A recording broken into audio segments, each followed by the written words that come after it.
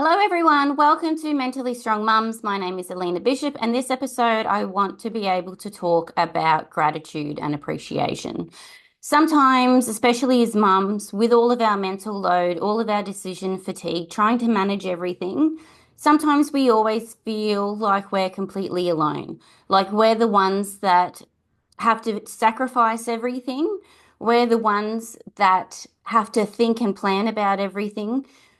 Sometimes, if your partner isn't able to be there for you the way that you need them to be, it makes me feel more alone. It then has resentment. Resentment comes from the envy family.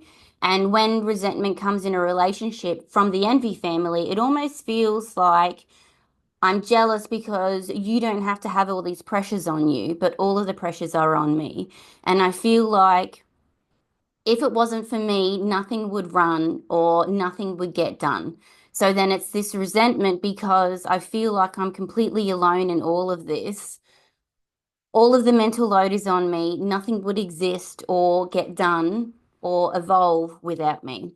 And it's very difficult because when we feel like that, we it then has a profound impact of how we feel about ourselves and our choices. And then trying to be able to communicate that as well to the people around us, or even if one of our coping mechanisms from our parents, from our mums, is to actually keep everything inside. So we bottle everything up. I don't want to whinge. I feel like a nag, all of that kind of stuff. So then you're just circling and spiraling with all of this resentment and anger and feeling everything's unfair. And the next thing you know, I'm then resenting the children because, well, why wouldn't you? I feel like you're taking advantage of me as well. Why can't you just do as I ask? Why can't you just, right? And so this is very common, especially in households where there's a lot of pressure. The mum feels like there's a lot of pressure on her. Sometimes she might be working, sometimes there's a financial pressure. And then, as well as if there's not good communication within the household between the parents, it can be absolutely devastating because a lot of this is actually feeling alone and I can't do anything about it. And I feel frustrated because there's nothing I can say or do to change this. So I put everything on my own shoulders, right? And it's interesting because we need to be able to be better in relationships. And if you're choosing a partner, we need to be able to evolve together. And a lot of people say, well, women, we're evolving and we're growing and we're doing the work and we're leaving men behind. And it's not that we're leaving men behind. This is this environment that we're growing up in as a parent, as a mother, with all of this information that's readily available. And we want to be better and do better. And sometimes if we feel like our partner isn't as motivated or they're overwhelmed, and how difficult that is because I want to be able to move forward and grow and evolve. And I'm learning all of these new things and I want you to come with me, but it feels like they're stagnant, right? Because their template as a man sometimes is this is the first generation where a man is expected to be a father and have a real father's role, when in the past, their father's role or their templates for what a dad is essentially they're the breadwinner. They don't have a lot to do with the family. They don't have a lot to do with chores. They don't have a lot to do with emotional connections. So it's interesting because this is the first generation of men where they're expected to have an active participation in the family as a father, as a caregiver. And for a lot of people, men that don't have those templates, they don't know how or what to do because they don't have that tool set. Now, that's not an excuse. There's a lot of other people out there, especially men, who want to be able to cultivate this in men. But when we talk about women, sometimes if this is, I'm describing your partner, it can be very difficult because I feel completely alone. I'm doing all the work. I want to have these in-depth conversations with you. I'm trying to validate your feelings. You're actually invalidating mine. And how can we completely move forward? And then, especially if their moods impact you because they're not self-aware, they're not emotionally intelligent. It's very difficult then because if they're constantly projecting their stuff on the partner, Because we are women, women have wombs. That means we're nurturers. Sometimes we end up putting the needs of other people over our own. And sometimes when you have a partner who's emotionally immature, they don't have emotional intelligence and they project all of their things onto the female, it can be very difficult because I then end up putting all my time and effort into soothing you, into making you feel okay, into validating your experience, while then not being able to do that for me. So it's this constant push and pull in this modern world of knowing all of this information, this oversaturation of everything on social media, everything to do with trauma, what a healthy relationship and communication looks like, versus someone that's has intergenerational trauma, putting our heads in the sand and understanding what we actually want moving forward. And as I've spoken about in the past, it's that intergenerational, like the generational legacy. What generational legacy do you want to leave for your kids? So the connectedness, emotional maturity, how to be able to negotiate and communicate, welcoming conflict instead of avoiding it or overreacting in every single way, right? So we need to be able to then focus on ourselves so that we can be rock solid within ourselves. And if our mood and our emotions are dependent on someone else, it can be very, very difficult because that's where all the resentment comes from because I'm prioritizing them over myself, right? So, how can we essentially make ourselves rock solid to be able to know that we are capable, we are doing the best that we can, engages that we will be a part of, and things that I don't want to be able to engage with because I need to be able to protect myself, right?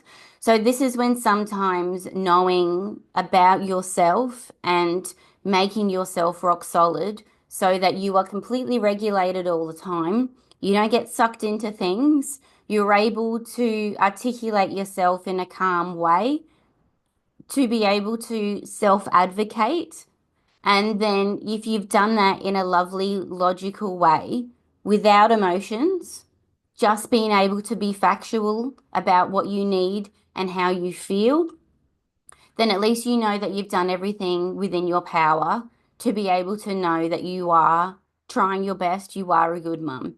Being gratitude and appreciation for yourself, for everything that you've known, for all the work that you're doing on yourself to try and grow, and especially listening to podcasts like this with mentally strong mums.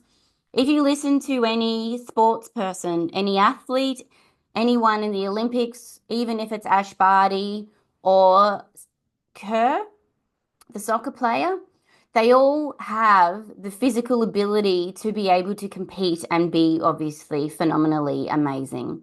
The thing that gets them across the line is being mentally strong. So people that actually succeed and win in a lot of their competitions or their sports because they have a mindset coach. And the mindset coach is the one that makes them mentally strong to be able to cross the line and achieve what they want to.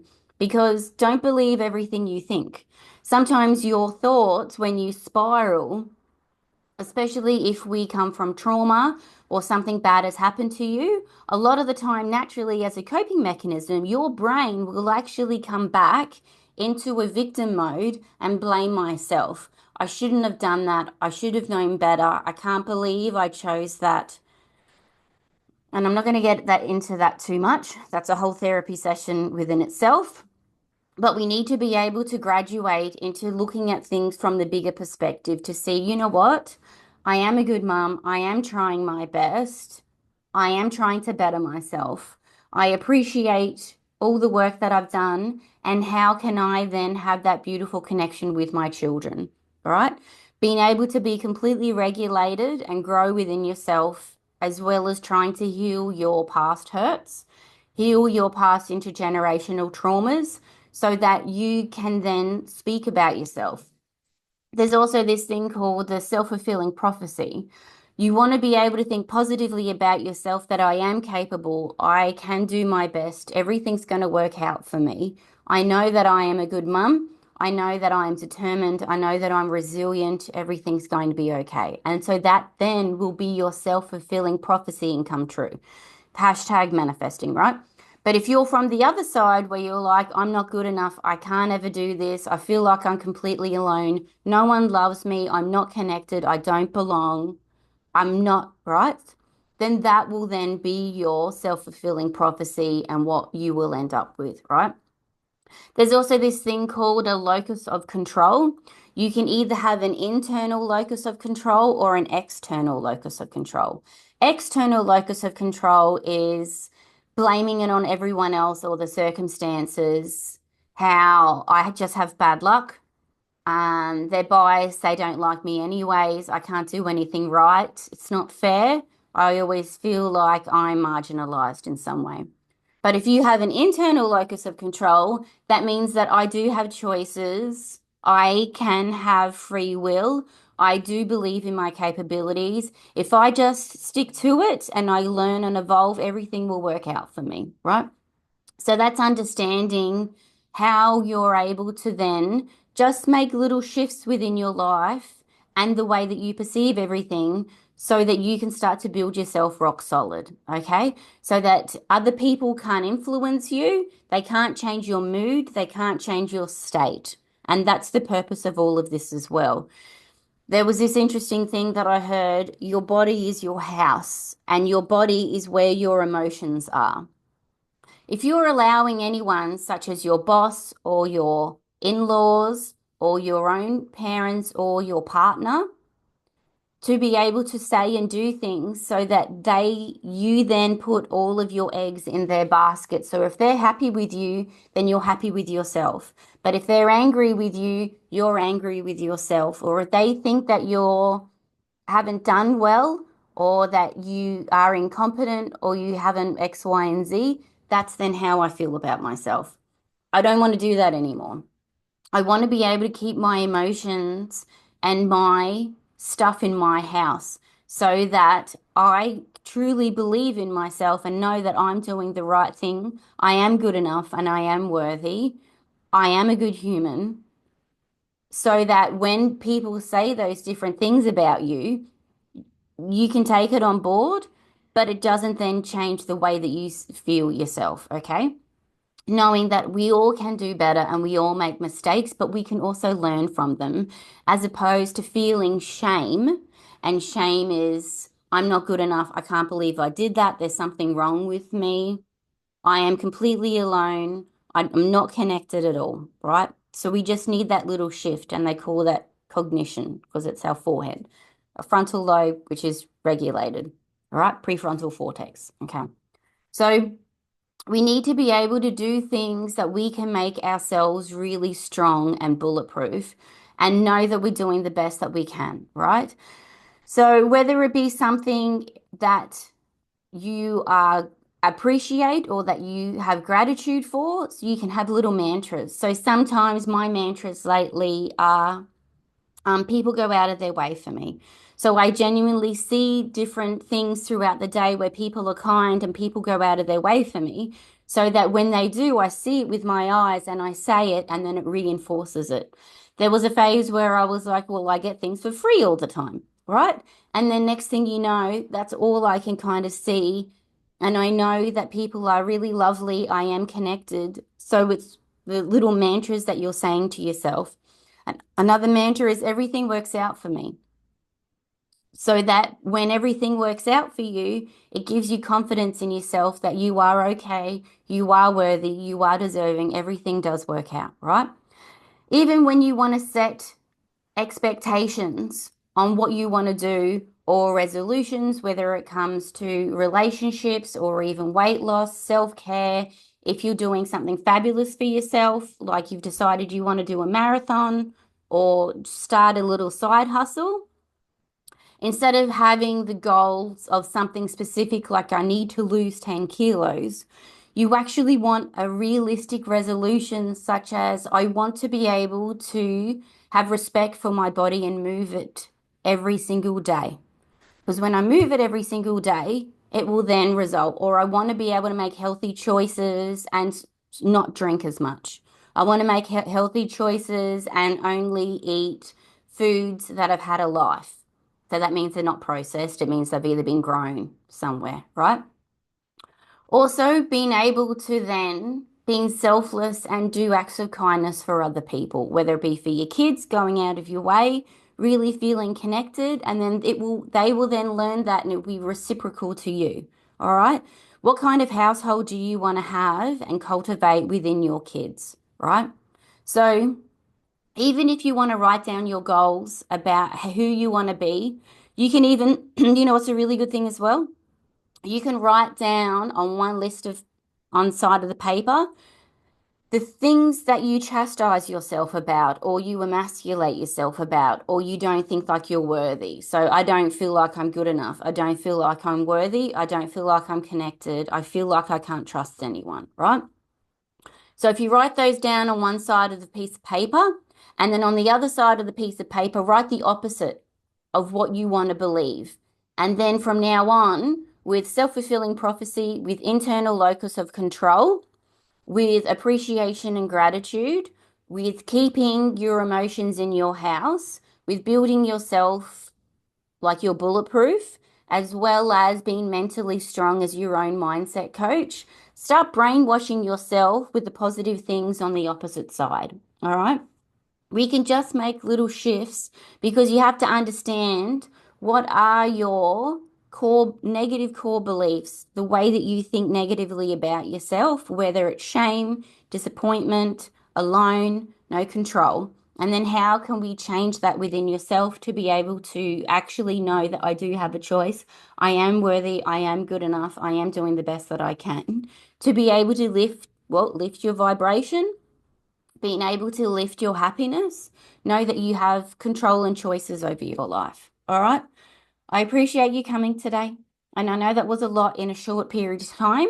So if you need to re-listen to that again, please go back because it's very impactful and it's really understanding who you are and how to be able to make the most of your life in these circumstances, as well as that generational legacy you want to have for your kids. All right. Have a great day. Love you, Mum. Bye.